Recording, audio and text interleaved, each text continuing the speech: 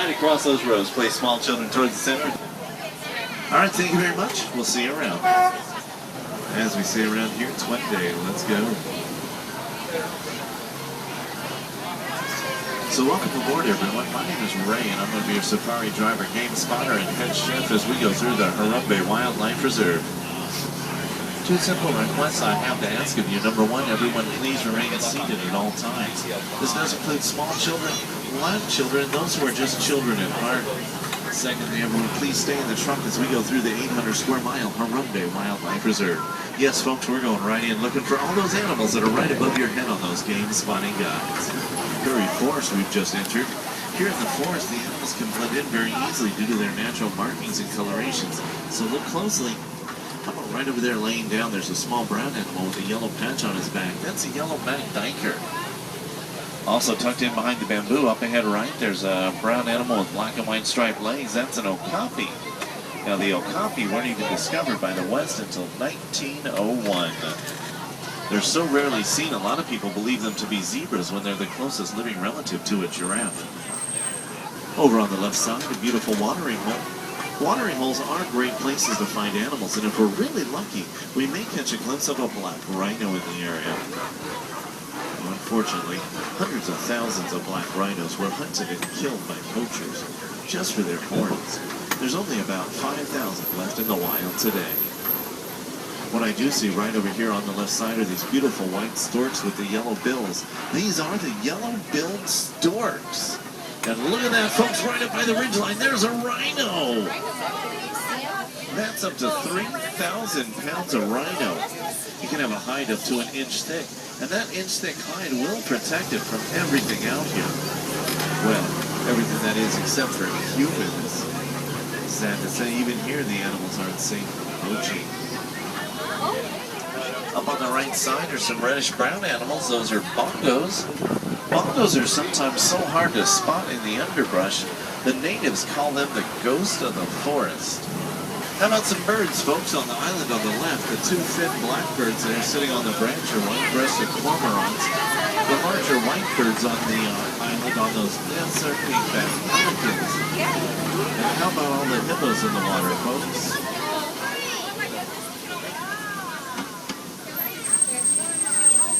Hippos will come out and eat up to 150 pounds of vegetation every evening here along the river's edge. Believe it or not, though, they are terrible swimmers. When a hippo wants to go somewhere, it will hold its breath and walk along the bottom of the river till it gets to where it wants to go. Over here on the right side is a beautiful baobab tree. Well, that tree can live to be up to 2,000 years old. It's also known as the upside-down tree because of the way it looks like it has its roots in the air.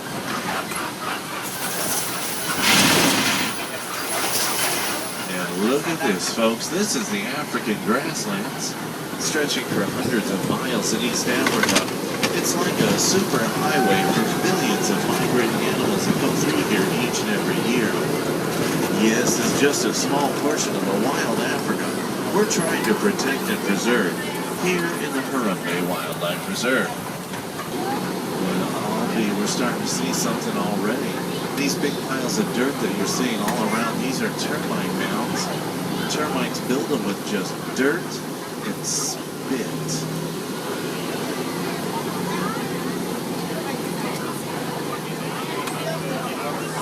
Now the look of everything you're seeing is all determined by the animals that live out here. We've seen elephants come through and knock down these trees to get something to eat. Giraffe, well, they'll eat the lower branches and leaves right off the trees. Animals like zebra eat the tall grasses, and smaller animals like warthogs will tidy the place up. So in a balanced ecosystem, there's really enough food out here for each and every one of them. Speaking of animals, I see several animals way out in the clearing over there. Let's get around for a better view.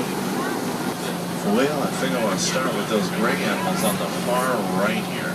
Those are the white-bearded wildebeest. They take part in an annual migration of up to 1.5 million animals each and every year. Of course, there's a bunch of giraffe up there which can stand up to 20 feet tall, and babies, they're born in the 6-foot range. Some more giraffe amongst the trees over here, as well as a big brown animal with some ginormous horns. That's the Ankole cattle, also known as the Watusi cattle, as it was the Watusi tribe who first domesticated them. Their horns will get to be about 5 to 6 feet long.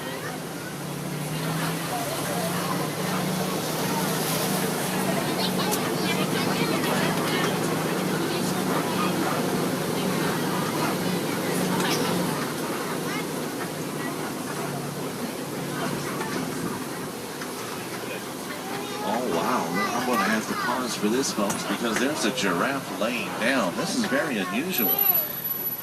When they lay down like that, they are most vulnerable, which is why you so rarely see it. That appears to be a reticulated giraffe that is laying down.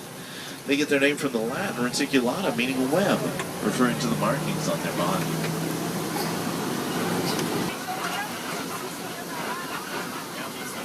Wait a second, right in the trees over here on the left side, I see some mandrills. Mammals are easy to identify by the bright red and blue markings on both ends of their bodies. There's at least 3 or 4 of them out there. Now a dominant male mandrill, well, they'll weigh around 100 pounds.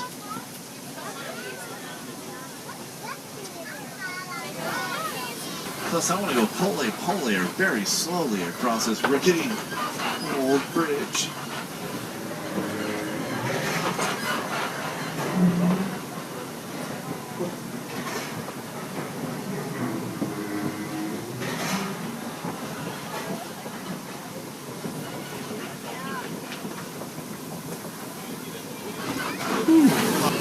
Is that little baby out there?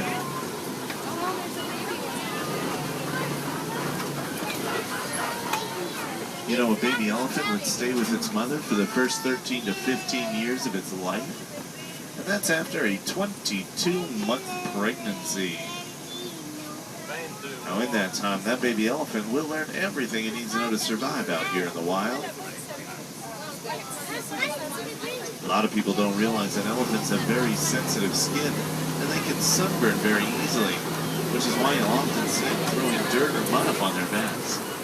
See, that's their version of sunscreen. Well, we'll mosey on here, especially because I'm seeing some flamingos. These are the greater flamingos. That means they're the lightest colored flamingo of all. Yes, they're actually born gray, and it takes them a few years to turn pink. But once they do, they'll remain pink the rest of their lives. Look at this, we've got white rhinos right here. The white rhino is one of Africa's greatest success stories. They were hunted to near extinction. However, through conservation efforts and anti-poaching regulations, we've brought their numbers in the wild up to sustainable levels. Each one will weigh about 5,000 pounds, and they can charge at speeds of up to 35 miles an hour. I saw an antelope move up this path here on the right.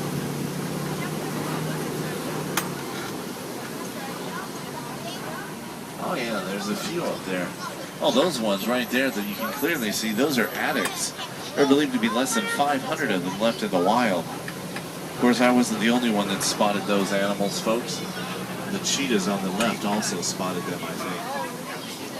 3 cheetahs laying down up there, folks. Cheetahs are the fastest land animals known to man, and they can run at speeds of up to 70 miles an hour. They are daytime hunters, and they rely on those markings to help them blend in with their surroundings like that. 2 of them are getting up. I think we'll move on.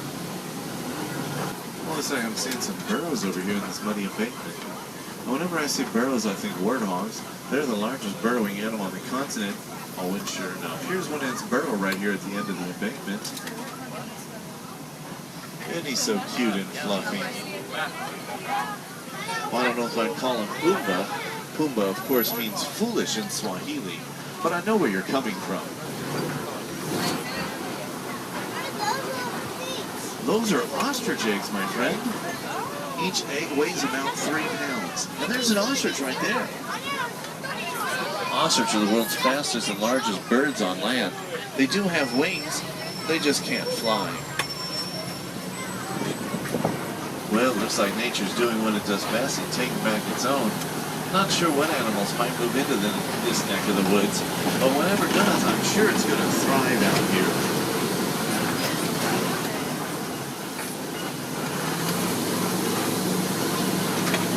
Well, I hate to bring it to you, but that little detour did get us a little off course here. But if I'm right, we're right near the warden's post where I was going to break for camp anyway. so I'll just pull in a little bit early. From there, you'll be able to go explore the local village or even the local nature trails. That's all down the Pangani Exploration Trail.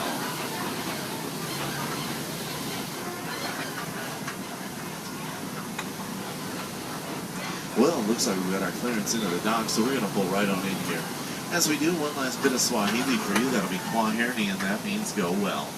Folks, it's been a pleasure to take you out on safari, and I do hope you enjoyed the short time we spent together. Have a great afternoon wherever your travels take you.